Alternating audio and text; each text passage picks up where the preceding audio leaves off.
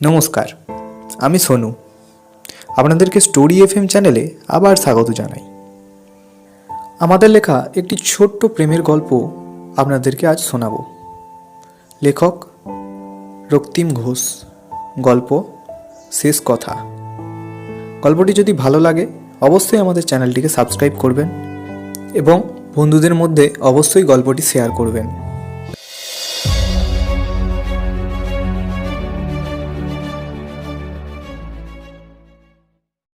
সব প্রেমের সমাপ্তি ঘটে না, কিন্তু সেই প্রেমের মানে আমাদের হাজারো মানে বুঝিয়ে দেয় যে এই প্রেমের মানে কি। আসলে কি জানো তো, পৃথিবীতে এমন কিছু সম্পর্ক রয়েছে যে সম্পর্কের মাঝে তাকে দেখা ছোঁয়া যায় খুব অল্প, কিন্তু সে সম্পর্কের ভালোবাসাটা হয় খুব গভীর। এ সম্পর্কে একটা মানুষ তোমার থেকে দূরে থাকে, তুমি চাইলেই তাকে দেখতে ছুঁতে পারবে না, হুটহাট তার হাত ধরে হাঁটতে পারবে না, সে তোমার বাড়ির নিচে এসে রাগ ভাঙাবে না, তার কাঁধে মাথা রেখে সময় কাটাতে পারবে না। খুব ইন্টারেস্টিং মনে হলেও এসব সম্পর্কগুলো বাকি সম্পর্কের থেকে অনেকটাই আলাদা আর কঠিন হয়। সেদিন বিকেলে খুব মনে পড়েছিল বুঝি ওকে। হঠাৎ রাস্তায় ওর চোখ দুটোকে খুঁজে পেয়ে খুব সাবধানতায় চোখ দুটোকে নামিয়ে নিয়েছিলে। কি ভেবেছিলে ও লক্ষ্য করেনি? কিন্তু না, রাতের বেলায় রাধিকার ফোনে একটি আননোন নাম্বার থেকে মেসেজ আসে। কি রে, নতুন মানুষ দিব্যি রেখেছে দেখলাম, আমার কথা মনে পড়ে? খানিক হতভম্ব হয়ে রাধিকা রিপ্লাই দিল, কেন? তোমার নতুন মানুষ বুঝি তোমায় ভালো রাখেনি? বড্ড হিংসে হচ্ছে বুঝি? খানিক বাদে আবার ওপার থেকে উত্তর এলো, আমার আর নতুন মানুষ, তোকে আর পুরনো করতে পারলাম কই? তোর মতো আর কাউকে খুঁজে পাইনি, কিংবা বলতে পারিস খুঁজতে চাইনি। আমার আর নতুন করে ভালোবাসা হলো না। খানিক হেসে রিপ্লাই দিল রাধিকা, বলছি, এখনো কি একটু এত চলে? তবে নেশার ঘরে এখন কাকে ফোন করে অনবরত চুমুর বেগে ভাসিয়ে দাও, কাকে ফোনে রেখে এলো কাতারি গান গেয়ে যাও, কে তোমার সব কষ্ট দুঃখ তুড়ি মেরে গায়েব করে দেয়। ওপার থেকে মিনিট 5 বাদে উত্তর এলো, ওই যে বললাম, নিজের সবটুকু উজাড় করে দেওয়ার লোকটা এখনো পাইনি। তাও ঠিক না, বলতে পারো চাইনি নতুন করে কাউকে। যাই হোক, নাম্বারটা একই রেখেছো বই কি, আমার অপেক্ষায় বুঝি। খানিক চুপ। সত্যিই তো দিনের পর দিন অপেক্ষায় ছিল রাধিকা, একটা ফোনের একটা মেসেজের। আস্তে আস্তে টাইপ করলো রাধিকা। সত্যিই আমি অপেক্ষায় ছিলাম। তারপর জানি না ডিলিট করে আবার রিটাইপ করলো রাধিকা। বলল, তা কেন হবে? এই নাম্বারটা ব্যাংক, অফিস, যাবতীয় অফিসিয়াল ব্যাপারগুলোর সাথে লিংক করা, তাই আর চেঞ্জ করা হয়নি। ইচ্ছে হয়েছিল বহুবার, কিন্তু আর হয়ে ওঠেনি। তা তোমার তো দেখছি নতুন নাম্বার। পুরোনো সবকিছুই কি জীবন থেকে একেবারে ছুঁড়ে ফেলে দিয়েছো নাকি? ওপাশ থেকে উত্তর এলো, অনেক রাত হয়েছে, এবার ঘুম পেয়েছে বড্ড। আবার হয়তো দেখা হবে কোনো এক পড়ন্ত বিকেলে। ভুল বোঝাবুঝিগুলো না মিটলেও খানিকটা স্বস্তি হবে তোমায় দেখে। ভালো থেকো রাধিকা, আমি না হয় আরেক জন্য তোমাকে নিজের করে পাওয়ার অপেক্ষায় থাকবো। রাধিকার তখন চোখ দিয়ে জল গড়াচ্ছে, বুক ফেটে যাচ্ছে।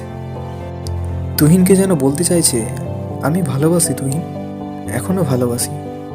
আমিও নতুন মানুষকে আর চাইনি আমার জীবনে। তোমার অপেক্ষায় ছিলাম। অনাথ আশ্রমের সেই 24টা বাচ্চা নিয়ে আমার সংসার। সেই দিন বাবার পছন্দ করা ছেলেকে বিয়ে করা হয়ে ওঠেনি তুহিন। হঠাৎই একদিন বাড়ি ছাড়ার সিদ্ধান্ত নিয়ে এই কলকাতা শহরে এসে একেবারে হারিয়ে গেলাম। একটা সামান্য 8,000 টাকার চাকরির হদিশ পেলাম, নিজেকে আবার খুঁজে পেলাম। সেদিন তোমায় পাগলের মতো খুঁজেছি তুহিন। সেদিন তোমার কোনো বন্ধু তোমার হদিশ দিতে পারেনি আমায়। শুনেছিলাম তুমি নাকি আমার বিয়ের আগের রাত থেকেই নিখোঁজ। আমি কিন্তু আমার সিমটা চেঞ্জ করিনি, করেছিলে নিজে। বলেছিলাম বিশ্বাস রাখো শেষ মিনিট পর্যন্ত, কিন্তু তুমি রাখতে পারোনি। আজ আমি একা বাঁচতে শিখে গেছি তুহিন, একা। চোখ থেকে অঝরে জল পড়ছে রাধিকার। সাথে তুহিনকে রাধিকার রিপ্লাই, আমার উপর সেদিন বিশ্বাসটা রাখতে পারতে তুহিন। বলেছিলাম ফিরবই। বাদ দাও সেসব। ভালো থাকো, রাত্রি শুভ হোক। ওপার থেকে রিপ্লাই এলো। একবার কি দেখা করতে পারি আমরা? তোমার শেষবারের মতো দিন। বাড়ি ফিরছে, পরশু রাতের ফ্লাইট। রাধিকা জানি না কি ভেবে উত্তর দিল। হ্যাঁ অবশ্যই, শেষবারই বটে। শ্রীরামপুরের রাজবাড়িতে বিকেল 4টে নাগাদ, আনন্দ আশ্রম। ওপাশ থেকে উত্তর। আজ তবে ঘুমোতে যাই, নইলে কাল আর বিকেলে দেখা করাটাই হবে না। শুভরাত্রি। রাধিকা মেসেজটা দেখে ঠিক তেমনভাবেই রেখে দিল। বিকেল 4টা নাগাদ। আশ্রমের সামনে তখন অনেক ভিড়। তুহিন সবে তখন ঠিকানায় এসে উপস্থিত হয়েছে। এসে দেখলো চারপাশে ভিড়। একটা পুচকে বছর 10-এর বাচ্চা বলছে, হঠাৎ কি হলো রে? এই তো কাল রাতে দিদিমণির সাথে দেখা হলো। তুহিন ভিড়ের মধ্যে একজন সধবা বছর 50-এর মহিলাকে জিজ্ঞাসা করলো। আচ্ছা, এখানে কি রাধিকা বলে কেউ থাকেন? ভদ্রমহিলা কিছুক্ষণ তুহিনের মুখের দিকে ফ্যাল করে তাকিয়ে আবার কাঁদতে শুরু করলো। এক পুচকে বাচ্চাকে ডেকে তার কানে কানে কি যেন একটা বললেন। ছেলেটি তুহিনের হাত ধরে সেই ভিড়ের মধ্যে দিয়ে সোজা একটি ঘরের মধ্যে এসে তুহিনের হাতটা ছেড়ে বলল, এই যে দিদিমণি কেমন যেন চুপ করে গেছে, কথা বলতে পারছে না। তুহিন তখন সামনের ঘরের বিছানায় তাকিয়ে হতবাক। পরনে লাল পাড় গরদের শাড়ি পরে একজন মহিলা লুটিয়ে পড়ে রয়েছে। চারিদিকে সকলে হাউমাউ হাউমাউ করে কাঁদছে, কেউ বা দিদিমণি দিদিমণি বলে ডাক ছাড়ছে। তুহিন সামনে যাওয়ার সাহস পেল না, সেখানেই চুপটি করে দাঁড়িয়ে রইল। এ যে তার রাধিকা। তবে কি এই শেষ দেখার কথাই রাধিকা কাল রাতে বলতে চেয়েছিল? সব শেষ দেখা কি এমনটাই হয়?